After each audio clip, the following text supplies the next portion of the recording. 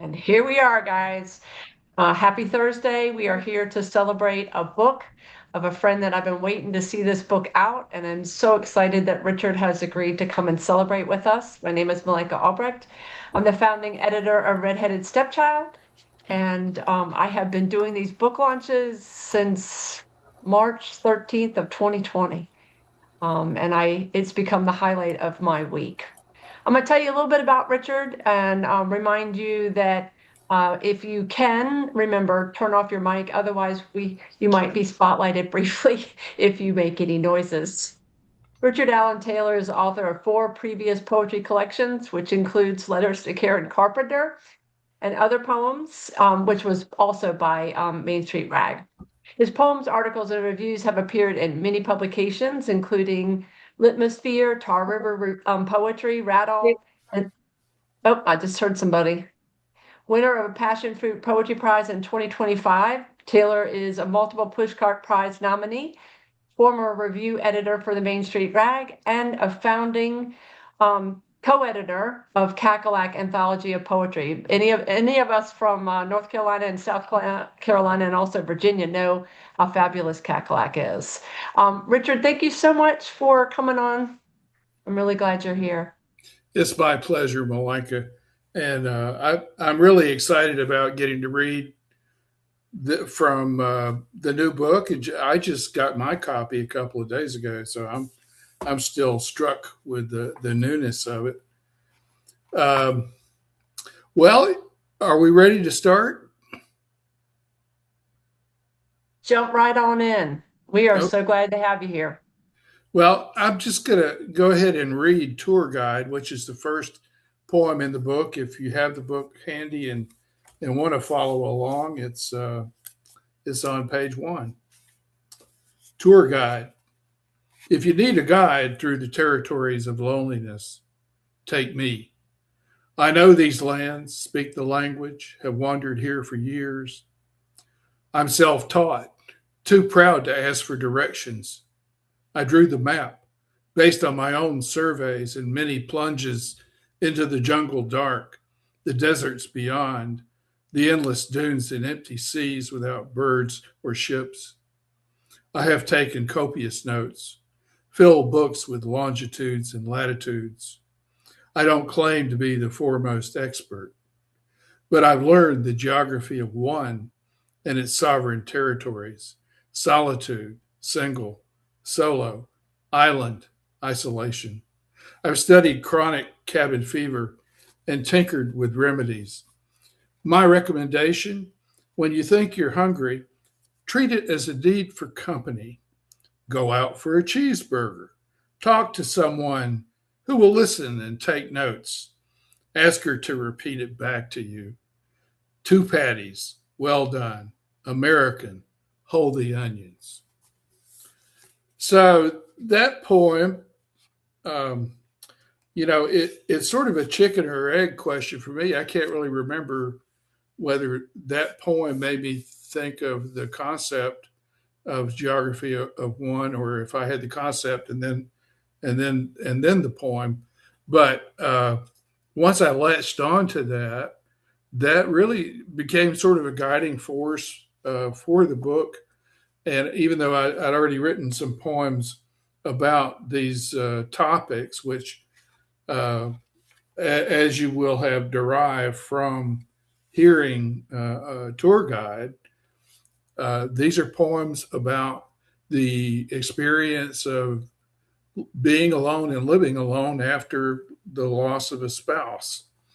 And that includes both the positives and the negatives. There are things about uh, being single, as you all know. I mean, everyone at some point or another uh, lives alone.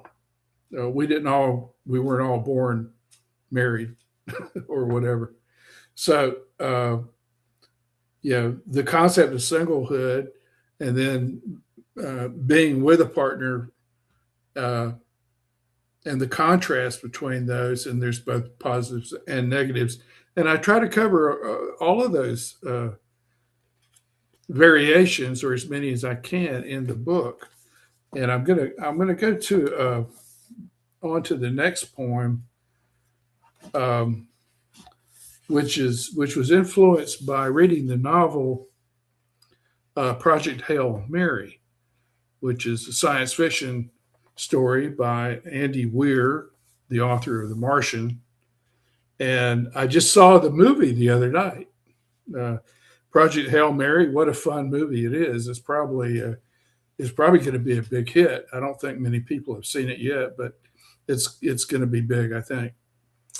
But Project Hail Mary is a story about a scientist who is not planning to go on a mission, but he's on the ground as a science officer, and the person who's assigned to be the science officer on the spaceship dies in an explosion, and so they draft the scientist on the ground to go on the mission, and he doesn't want to go. Okay, so that's sort of a typical hero story. So this is called One Way Trip, and it's on page 6. And the epigraph reads, I spend a lot of time unsuiciding the suicide mission. The hero refused to accept the mission. Forced to go, he woke up, sole survivor, on a ship never designed to return. Isn't every life a suicide mission? My body, dragged from its birth cave, can't go back. After nearly 80 years, it has burned most of its irreplaceable days. Still, I tinker with its hull, engine, pumps, and valves. I send the old scow to doctors, feed it pills, hoping to coax a few more light years from these aging systems, as if I could go home to those I loved on worlds I left behind. But no, relativity being what it is, even at sublight speeds, everyone and everything I knew then is gone. Time cannot rewind, but why worry? Either life is eternal or it isn't. I think I'll have lunch. So, my friend Claire Bateman, who's in the audience today, honored me by giving me some feedback on this poem, and so did Gil Allen, and I appreciated that. But Claire said, "What did you mean? I think I'll have lunch at the end. Why did you say that?" And so I tried to explain, and I'm not sure I did a very good job. And Claire said, "Oh, that's insouciance." I said, "Well, okay, insouciance." I didn't know what that meant, but I looked it up, and yes, it was insouciance. It was indifference. It was sort of a cavalier attitude. But the idea that the human body is similar to a spacecraft, it leaves its home port. And in this case, it is a suicide mission. The ship can never go back to its home port. So moving on.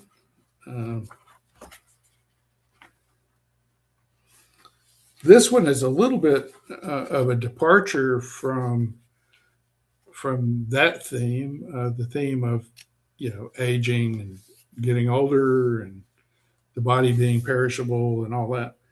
But still, this is a solitary activity. This is called "This Is Not the Scenic Side."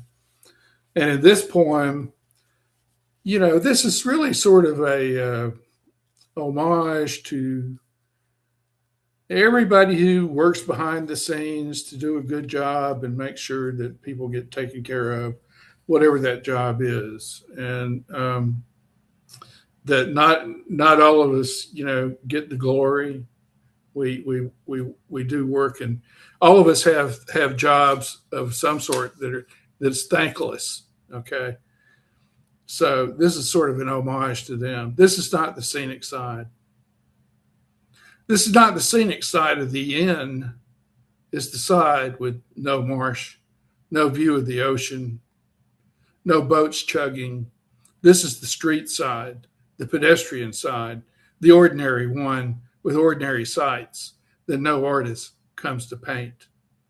Here is the gravel parking lot, narrow streets whose asphalt carpets roll out toward the beach, invisible behind that last stand of pines. Before me lies row after row of vacation rentals, stretching into the distance, houses built on stilts to save them from stormwater.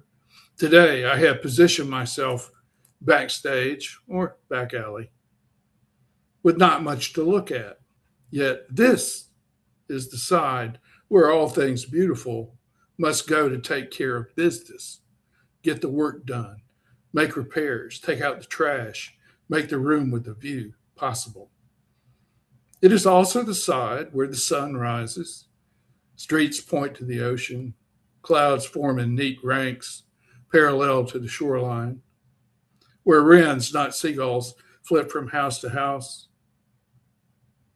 Look, far away in the dawning light, a grayish car crosses the road while a jogger counting steps on her smartwatch becomes a diminishing dot.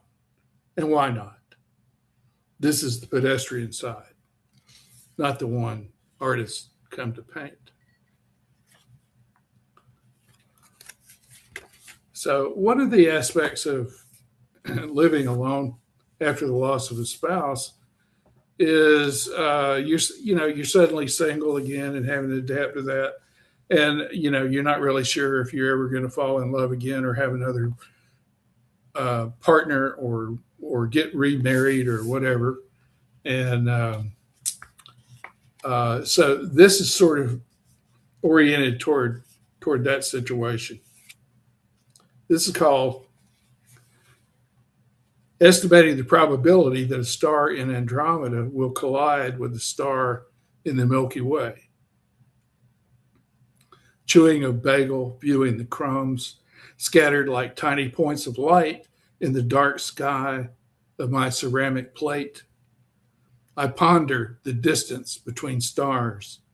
In the 40 years before I lived alone, the Milky Way and Andromeda have been spinning toward each other like a pair of circular saws in a horror movie. Astronomers predict the two galaxies will pass through each other like ghosts. They say the vast emptiness between even the closest stars is like the gulf between a single marble floating over New York and another floating over Honolulu.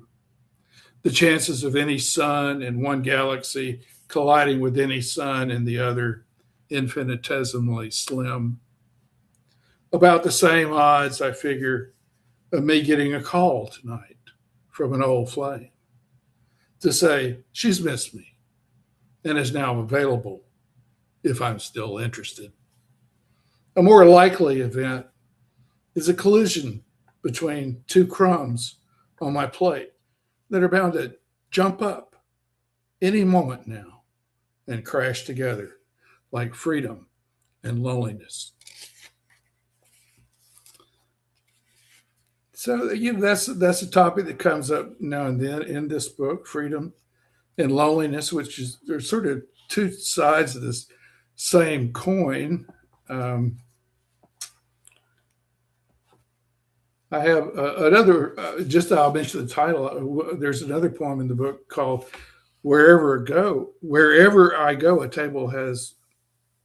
Hold it. It says, "Wherever I go, a table for one has extra chairs." And so I think that's sort of emblematic of the single life. Like when you're single and you go out for dinner on Valentine's Day and you're alone, stuff like that. I'm not asking anybody to feel sorry for me. I'm just saying that's sort of an interesting feature of the single life, especially when you're elderly like me. Now, this next poem is a little bit different from the others in that I'm making an argument against what I consider to be a cliche. And the cliche in this case is the word heart. Heart is probably one of the most overused words in English literature. And, the Romantic poets certainly used it almost in every poem. And there are a couple other words that were similarly overused were soul and used to be rainbow used to be one. I haven't seen that one so much lately, but this is called The Misunderstood Heart, and I'm grateful to Scott for publishing this in Main Street Rag. The Misunderstood Heart. Science tells us the heart is a pump, not the headquarters of all we think and feel, not the home of the soul or the spirit. The Egyptian Book of the Dead was wrong to imply a brain should be pulled out through the nose and put in jars, whereas hearts should be weighed and left in the body to guide the dead through the afterlife. Aristotle was wrong to think of the heart as the seat of all that is spiritual or mental, whereas the brain exists to cool the heart, prevent hot-bloodedness. Perhaps not entirely wrong. We wonder who first made the leaf, the sign of the heart. Of heart-shaped leaves, there are many. Philodendron, cyclamen, silphium, string of hearts, devil's ivy, to name a few. All wrong to be called heart-shaped. Worse, consider the Valentine, a perfected heart leaf. Also wrong to be so symmetrical, not at all ventricle or aortic, yet so attractive in red or pink. So heartwarming when the card arrives with roses and candy. And note how the heart-centric language of the ancients sticks with us, even when we know better.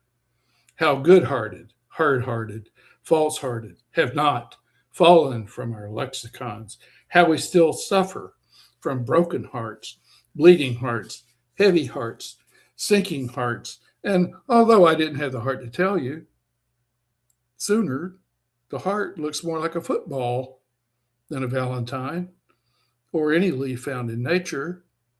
Besides, heart can be passed, punted, kicked, fumbled, handed off, and presented as a souvenir, which leads me to say something I have never said and something you have never heard until this moment.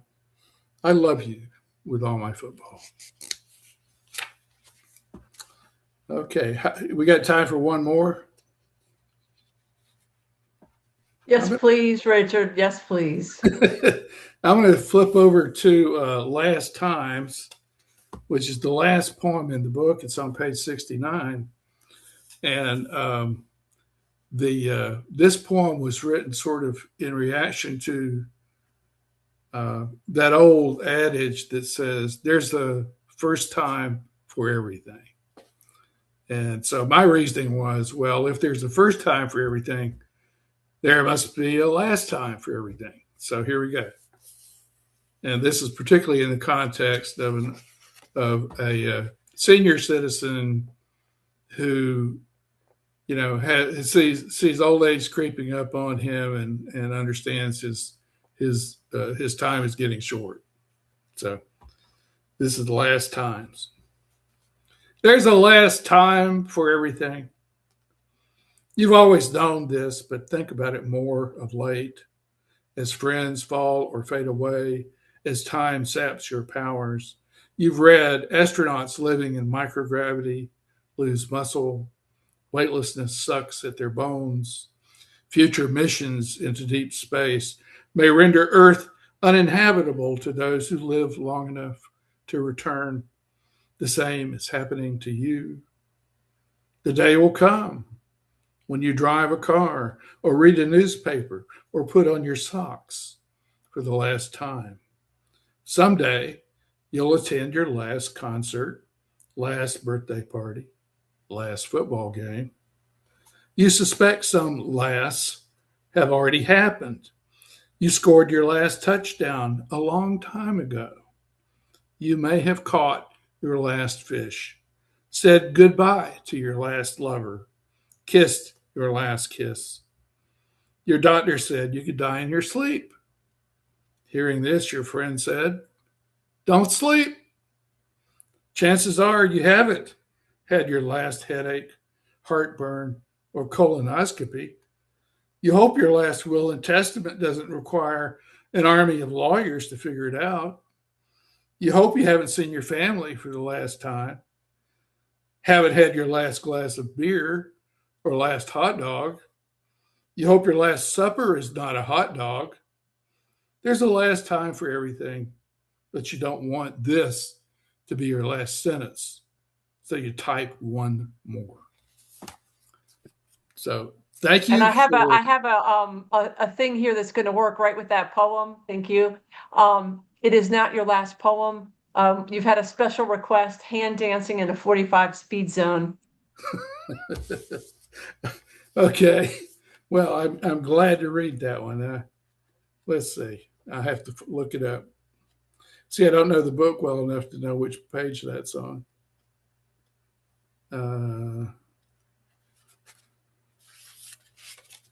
Page Justin, 61.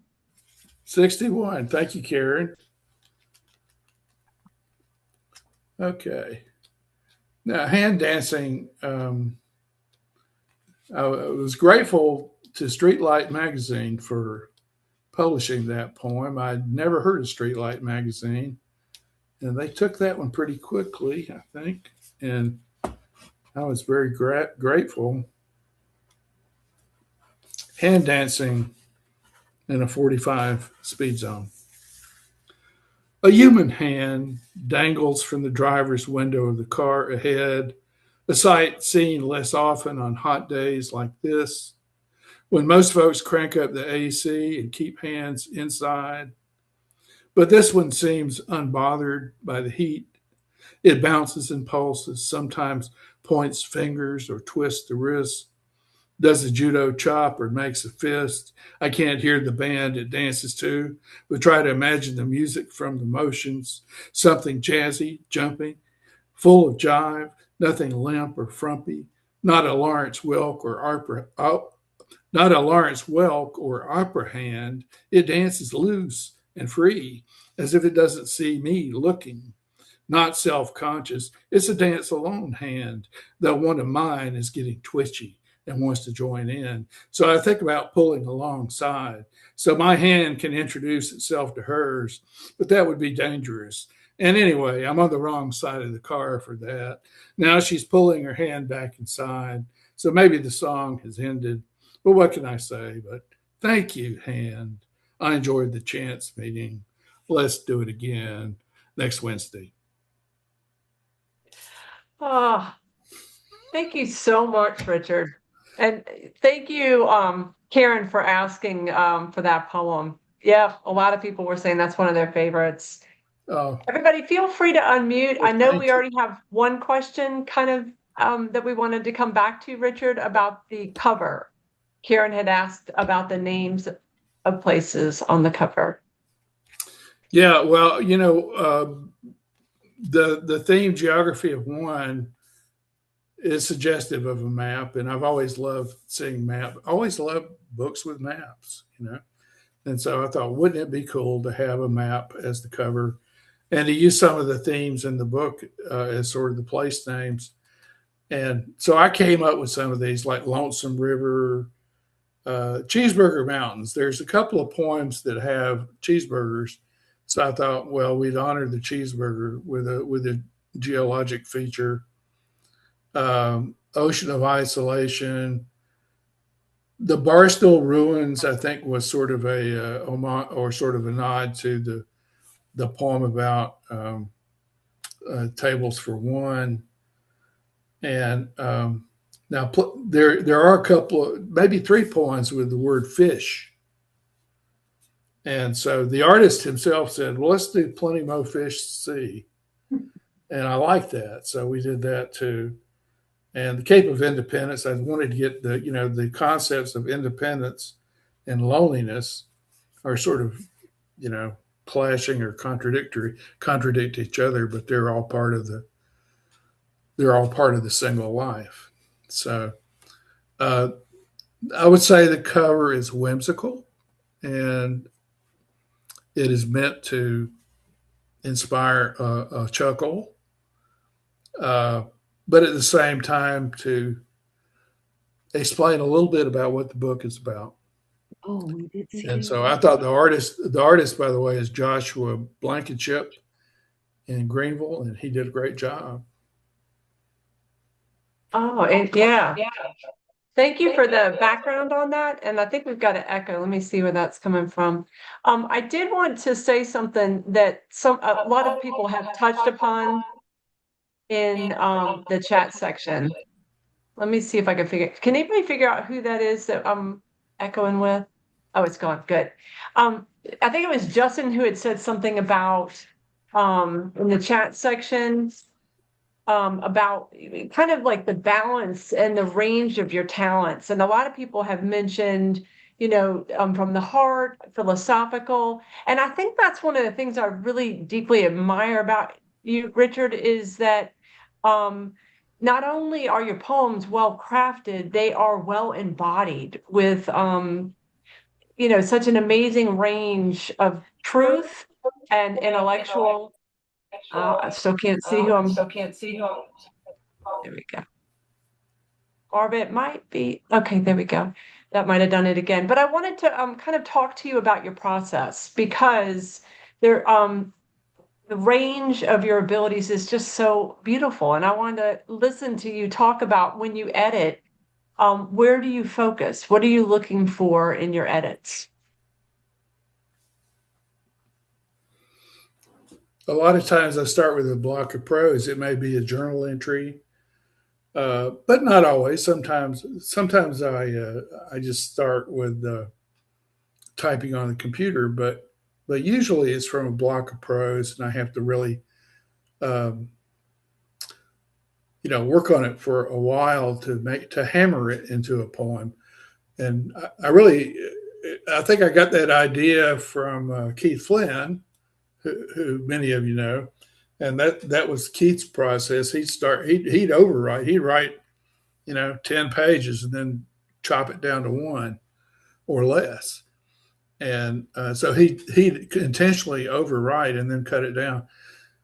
That works pretty well for me. I do a lot of trimming and cutting and chopping, but then I think from another of my favorite poets, and John, you'll remember Peter Meinke, who was down in Tampa or St. Petersburg, Florida, and Peter, I was in one of his workshops, and he was talking about revising for sound.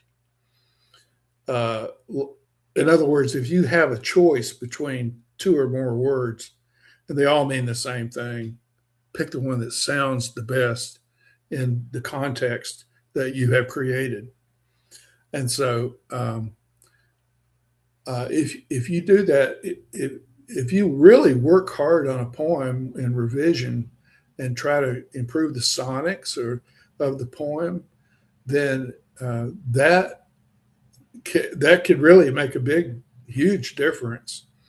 Um, and especially when you are reading the poem aloud, maybe not so much when you're reading it on a page, but when you're reading it aloud, if you really worked on the sound of a poem, so you have your assonance and your consonants and your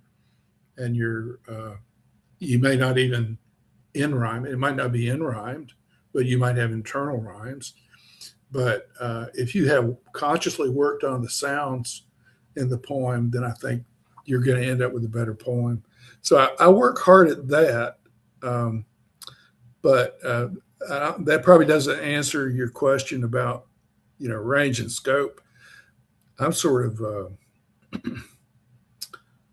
you know when an idea swims by that looks good, I'll grab it. You know. It did answer my question. Your process kind of makes sense to me, and I think a lot of us recognize the attention to sound when you read. And I know all of us were really noticing meter and rant rhyme and slant rhyme. So it was delightful to hear you talk about it.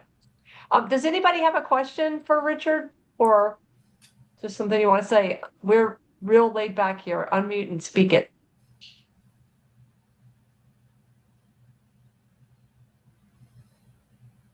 Or not. Okay. No. Well, I just want to say, go ahead, Darcy. Just tell us more about the title, and was the title before the map? Well, the title is really a line from that first poem, Tour Guide, where it says the geography of one, and then it defines what that geography is. So that's really, and I also had to confess that it's sort of a chicken and egg issue. I can't remember which came first, the concept of geography of one, or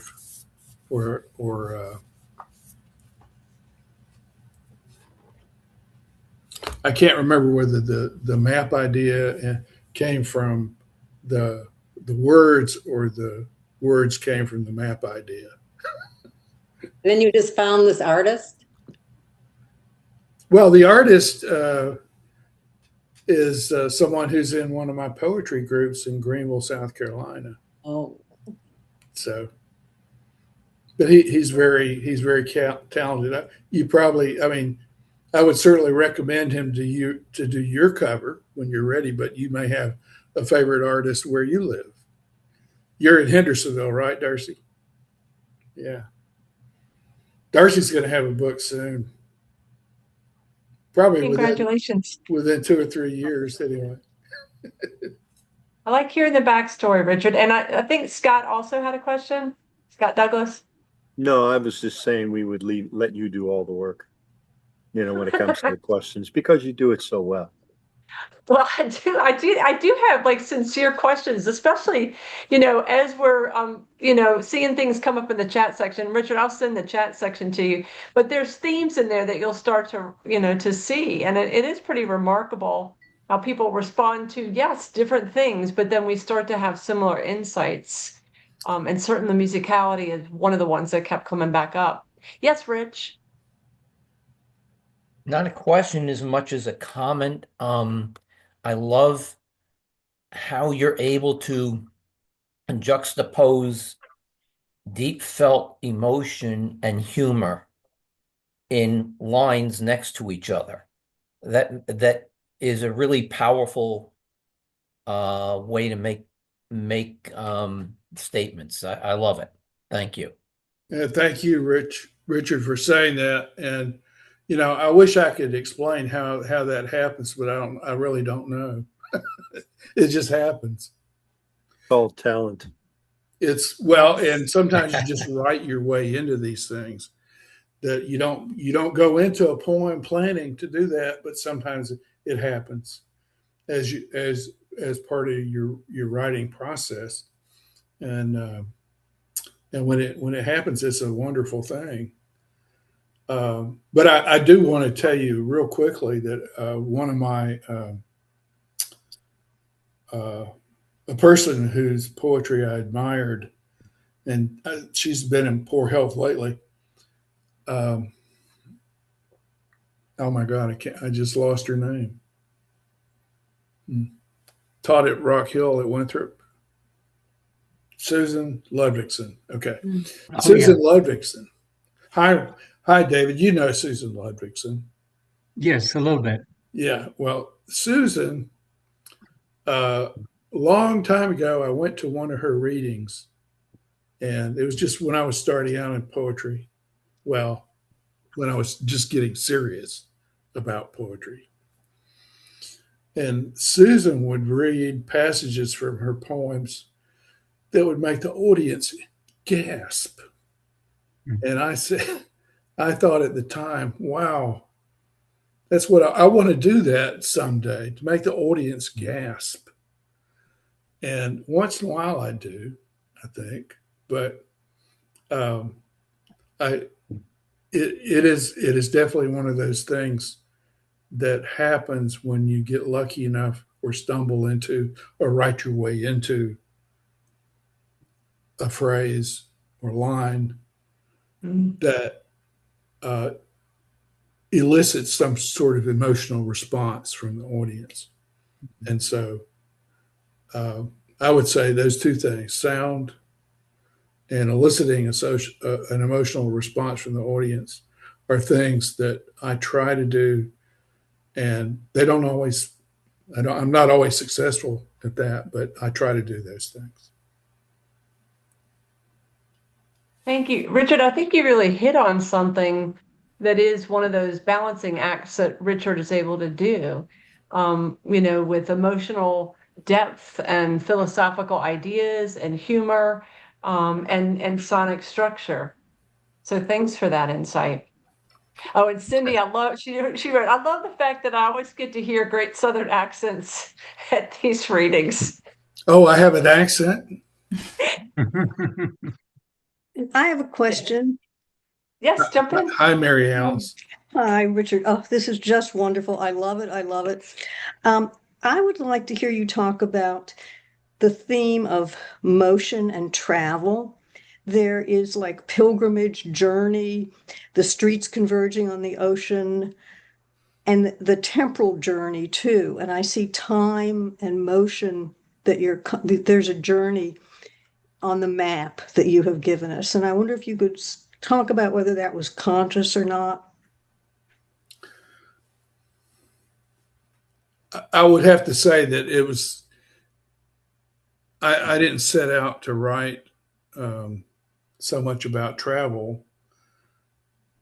But with with the theme, with geography of one being sort of a central theme, I think that sort of requires a little movement for, from point A to point B on the map to point C and D and so forth across the oceans and all that. But is my brother John there? John, are you there? Okay. John may have gone home. My brother John would remember we were an Army family and we traveled a lot from a very early age. And by the time I was 10 years old, I had lived in Tokyo, Japan, and Atlanta, Georgia, and been across the Pacific Ocean and back, and crossed the United States and visited the Grand Canyon. All this before I was 10 years old. And so moving around and traveling were sort of baked in from an early age. And to the point that there have been times in my life when I almost felt homeless because, I always had four walls and a roof over my head, but I didn't really feel at home anywhere. And I still feel like that I don't really have a place called home, that wherever I am is home. And so I am, in that respect, kind of a wanderer, that I'm always had this need anyway to visit other places. I'm not sure that's a very, very good answer for your question, but Great answer. okay. Yeah, I was going to say, I think that was a great answer, and I'm really grateful, Mary Alice, that you asked it. I like that you are, Richard, as you're talking, you're just kind of having a curiosity as you're going, and then say, "Oh, I'm not sure I answered the question," but it's an enjoyable journey to go on when you're responding to people's questions. Thank you for that. And thank you all for coming to listen. And I'm very much looking forward to hearing the open mic poems. We will head in that direction. All right, guys, I'm going to go through who I have on the list. If your name's not on there and you wanted to read, send me a quick message or unmute and yell. I have Rich, Scott, Karen with a K, Karen with a C, Darcy, Bob, Jennifer, Laura, maybe, Kelly, and Cindy. All right, so starting with Rich, if you want to unmute and read, we'd love to hear you.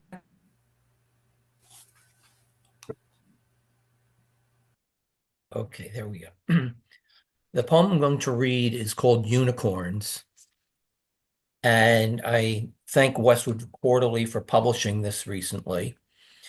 It's also a good part of the title or at least the working title for the book I'm close to finished on, which is Unicorns and Other Reflections. So I have often been told that I cannot possibly behold the sight that I used to see of unicorns who flap and glide through puffy clouds so free, beckoning me to come for a ride. My granddaughter's convincing me that unicorns are most always there, soaring and gliding through the air. If only my mind could again free itself from a world of desks and chairs, even I could experience their glee. They are a special breed of horse, with flapping wings and flowing manes and a long pointed horn, not confined to any car-bound lane, and do magical things, of course, while over a house they transform. The unicorn makes magic real, so that while reading, playing, or drawing, it allows us to deeply feel the excitement of their rapid rising into a puffy, white, cumulus cloud where suspension of doubt is allowed. Thank you so much. I love anything horse related, and of course, unicorns are horse related. Thank you, Richard. Scott, I have you next. They're horny horses, right? Yeah. Wanted to get that straight. This one's kind of fresh. It was Jonathan Rice approved at about 10 o'clock this morning. It's called In the Land in Between. It's 5:43 a.m. and Coda, the dog from 2 doors down, lets the world know he's on the job by chasing a wild beast out of his yard. His owner, afraid he'll wake the neighbors, corrects him in a tone that silences the crows and sends a shrill shiver through the air. Amid aimed differently, I imagine it could part morning clouds and force the sun to start the day. Bob the cat, the stray who adopted us, stands beside my chair with that "what the hell, dude" look on his face that tells me he thinks he's underfed. If I move one foot or turn errantly, he'll race to the door and scream until I open it and follow him down the hallway to sit and watch him eat. Do I need to say he's a little insecure? My dog is downstairs, stretched out on the floor, beside the bed where my wife still sleeps. He's conserving energy to spend the day carting toys around until they're all slimy or someone throws them for him to fetch. That's how it is in suburban suburbia, the land between the outer edge of metro life and where the cornfields begin. A place where deep runoff gutters bracket narrow tar and gravel roads and quiet rules until Coda finds a bunny in his yard. Eight. Thank you so much. You got to check the comment section, Scott. Also, what the hell, dude? That's just glad to hear that in a poem today. Oh, Karen with the K first.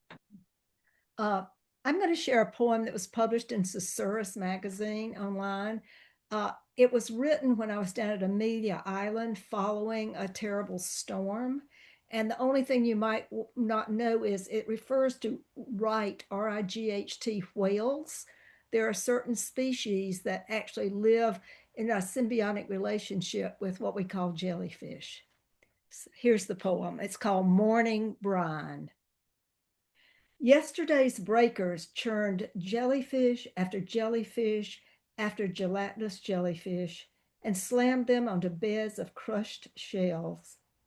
This morning, the sea calm, their globes rest in the sand, giant pearls strewn from a snapped strand, some translucent, others dulled, a few stiffening like rubber cement left open in the third grade when I first learned the word jellyfish, even though they aren't fish, no vertebra.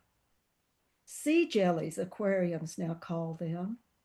In childhood, I patched things together with goo from those brown bottles, the same shade that now bans these see-through bales, who days ago swam beside right whales, captured prey with mouth arms, escaped leatherback turtles and dinner tables in Japan. There remains now lunch for screeching seagulls, pickings for skittering crabs. If I borrowed the red shovel from that kid building a castle and heave a dripping ball back into the sea, like I flung beached starfish and sand dollars when I believed a return could save them, the creature would still die. Minutes out of morning brine ordains a corpse by nightfall. I want to wave these bodies away, instead step over and around so bare souls do not brush what could still harm, and stop counting the lumps in the sand, the number of friends I've lost, the days I have remaining. Here two jellies dry side by side, another alone bakes in the sun. You chose the perfect poem for this reading. Make sure you check the chat section. I also want to let everybody know Karen Luke Jackson will be here celebrating her newest book. So keep your eyes out. And also Jennifer will too as well. We'll hear from her next. And now it's Karen with AC. All right. Oh, I'm just enjoying tonight's discussion and the poem so much. Oh my goodness. Okay, so this is a kind of a weirdo poem, no surprises there. I realized recently I have no idea what our national poet laureate now is writing, Arthur Z. So I'm like, okay, I should Google that. I should have a clue. And so the first poem that came up at poetry.org was called Here. And it's a pretty weirdo poem. It's like a list poem. And I was like, well, I'm not really sure. I don't know what he's doing there. So I wrote a poem in response by looking at each of his words and just trying to write an opposite word to whatever he had to just see where that went. So this is where it went, and I just apologize in advance. This is there, where we wish it wasn't. There, nightmares of autumn sun shift, shun the peeper frog. There, June blooms Susan's black pupils. There, beneath, is the silver dark of earth. There, all talk the buck into not stopping there. There, the scribbling of the orator. There, the indifference of the officer handing out golden tickets. There, the denier of plagiarism. There, all run out of a crowded condo to view the cortege. There, one lived and bore witness to fear. There, the desert crawled into a mouse. There, a woman's internal engine kept going, but the ships all sailed the blue without her. There, the actress laughed at remembering her script. There, the curse of cursing. There, bare threads, postage due, crooked fasteners, unnumbered balls, large rusty buckets, open blouses, lots of limestone. There, all become brave. There, all hope to not hear as a demon hears, or to relive being ignored. There, one is sawdust and splinters. So I figured out after I read that I think what it turned out being about for me is kind of our political climate currently from a woman's perspective. I think that's what happened with it in my fantasy world anyway. Sawdust and splinters. Now, don't y'all just know Karen's fun to hang out with? I mean, the joy that you have in language and response. So I'm going to suggest you read more of his work and get confounded and respond to it. Okay. Thank you so much. Darcy, I have you next. And make sure you check the chat section, Karen. You know the deal. Hi. So last summer I was at a Squire summer poetry workshop, and that's where I met Richard. And at the end of that workshop, he suggested that we exchange poems monthly, for feedback. And so I went home and I said, oh, it was a great workshop. And Richard Allen Taylor suggested we exchange poems. And she said, Richard Allen Taylor. So thank you. So this poem is one that Richard did give me feedback on, iterations 16 and 17. And in one of them, he said, have you considered putting this in another form? And no, of course I hadn't, but yes, of course I did. And now it's a prose poem, and this is iteration 19. And my hair can't get any grayer, so. Okay. Finding Ruth. The epigraph is for my mother. To this daddy's girl, your housewife life seems easy and bland. I push against your emotional distance with wounding words, followed by a tearful retreat. My needs unfed from your empty cup. I could not read the pervasive sadness that colors your existence. Years later, I see this in my mirror. I slept my life away, you whisper. Widowed without money or marketable skills and a young son. A divorced man raising a daughter offers stability. No one smiles in the wedding photo. Crying babies, sulky teens, and a husband who shouts. Overwhelmed and afraid to leave. Cancer, your only escape. 8 weeks from diagnosis to death. My own struggles as a wife and mother bring to light your kindness to Granny, your gentleness in adversity, your delight in my daughter as she watches you mend a hole in Teddy's tummy. Once, when I was sobbing, you called me Honey Bubbler, a rare note of affection. Decades later, our similarities surface. Tender memories soothe raw edges of restless nights. Forgiveness finds love healing the broken places of an unfavored middle child. Your signature recipes grace my table. Your beaky nose on my face becomes a gift. Hurt feelings fade like soap in a dish. Long after your death, I embrace Ruth, the name we both wear. Oh, beautiful. Please look at the chat section, Darcy. There's a whole bunch in there. Thank you. Thank you for reading. Bob, I have you next. Okay, hello folks. Imagines the touch of water, the touch of smoke, the touch of the scaly animal. Imagines the woman as half of what might be possible. The word spoken then, not even imagined. Oh, Bob. I want to see that in the chat section. Bob always does these little tiny humble bombs. Thank you, Bob. I Thank have you.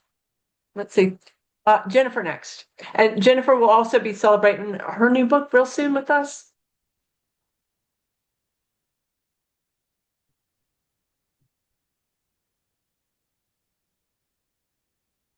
Is Jennifer still here? She might have gotten booed off. We're having some storms, so that might be possible. Oh, there you are. You know what? We still can't hear you. I'm so sad. Let me see if there's a no. See, it says you have it on. If you go down to the bottom left, can you change your audio input?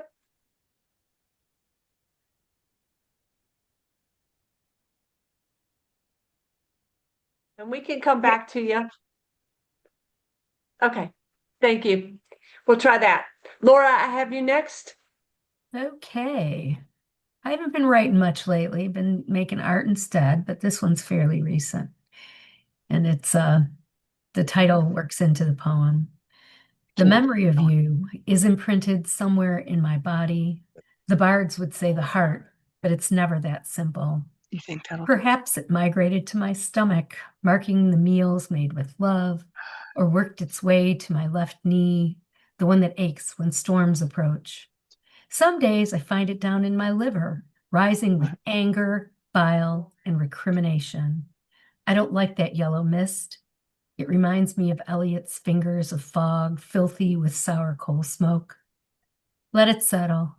Move to my feet, where I can kick it off, a worn, discarded leather shoe, destined for a landfill, decaying into nothing. Thank you.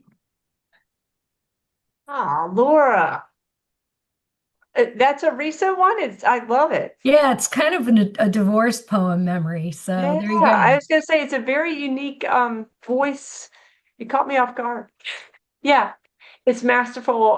What Karen just wrote, how you use body parts, feet, kick it off. I think several people responded to that. I have Kelly, then Cindy, then Edward, and we'll circle back, Jennifer, and fingers crossed. Kelly? Hi, yeah, thanks. This one is called Mimosa Blooms, and I decided to read this one because they're blooming here. Mimosa trees with their very frilly blossoms are blooming right now. Okay, Mimosa Blooms. Queen of Creek, profusely pink, most poofily and verdily aplumed. Mimosa blooms along the deep, slow green, the grimy, groggy fiefdom of the scrappy fish. Are you sugar? Will you melt in mist? Did you flang a swain and flee? How airy are you? Exile of the kingdom of cake, kiss tree, tiara tree, put you in a parlor tree with teapot or a thimbleful of nip, poised with a pinky out, pupil like a tiny doll. You are poodly, upon the pillow tree, a cosset tree, contrivance tree, a dangle in the currant tree and slowly eat a grape.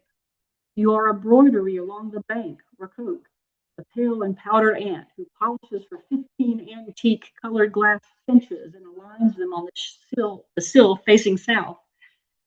You are a show tree, a side tree, a sniffing faintly tissued tree, hanging in the sog of the summer, in the sift of the summer, a paper fan fanning, then still, as the sun melts, on white, waxen down the sky. Yeah, thanks. Thank you so much. I love mimosas, and I like the rhythm and somebody wrote alliteration. Thank you. Thanks. Thank you. I love our open mic. Cindy, I have you next. Okay. We're in a philosophical mood, and I just wrote 2 new poems, and they're very short, philosophical. This one's called The 4 Main Themes of Philosophy: plurality, duality, morality, mortality. I'm not going to win any prizes. Then the other one. I was just going to say, I think Karen had met you before. Her and Bob just are like this all the time. Just wow, right? You're going to need that poem, Karen. All right, Cindy, go ahead. We love Malika. This is called Breakthrough. And it got rejected by a very nice guy named Mark Danowski, One Art. And we're friends now, and he wants me to send more poetry, and we were chatting, and he said one of your poems almost made it, but it didn't. And he's the nicest editor. And if you were still doing Redheaded Stepchild, you'd be getting that. I know, it'd be coming to me. It's called Breakthrough. Maybe, and I had Elizabeth Bishop in mind with her lost poem, because One Art, was the name of that poem. Maybe tomorrow I will find my key. I will find my ken. I will find my cane. I will find my core. Maybe tomorrow I will find my cool. I will find my charm. I will find my calm, and so much more. Thank you. Awesome. Thank you, Cindy. Whew. And Edward, I had you down and then I didn't see it again when I read it, but I do have you and I would love to hear you read. You'll be our final reader unless somebody wants to jump in and read. That's fine. Jennifer, you have to circle back to Jennifer, right? Can you guys? We will try. Oh, we can hear you. Okay. Thank you, Okay. Edward. You must be the lucky Thank you. charm. Thank you. Shall I wait until the end and then? I think this is a graceful way. Edward handed it to Okay. you. Go for it. Edward, thank you for passing the ball. Thank you very much. Okay, here we go. I'm very excited to be on this, presenting my book next month, and it's called How Should We Dress to Spread Ash? Finishing Line Press. And this poem is in it. It's called Half Mast, and it was in the Main Street Rag. So thank you, Scott, for publishing this. Half Mast. The dogs knew something was wrong when Dad left for the hospital. Big-boned Fred and sprightly Chester missed their daily ambles, snuffling the roadside like truffle-seeking pigs, barking at distant dogs, tugging their harnesses when Dad stopped to talk politics with neighbors. When Mom returned, the day Dad died, they waited, patient in their crate. Smelling her sadness, they nuzzled her, lingering when she opened the doggy door. For weeks after, they held their long tails at half-mast. When the doorbell rang, they stayed nearby. Chester climbed on Mom's lap. Fred snuggled beside her on the couch. Heads resting on paws, liquid brown eyes peeking from furry white faces, they surveyed visitors. Across from them, Dad's plaid easy chair sat empty. Fred's favorite squeaky toy lay before it, silent like an offering. Beautiful, Jennifer. Oh, yeah, the tales at half mast really got to me.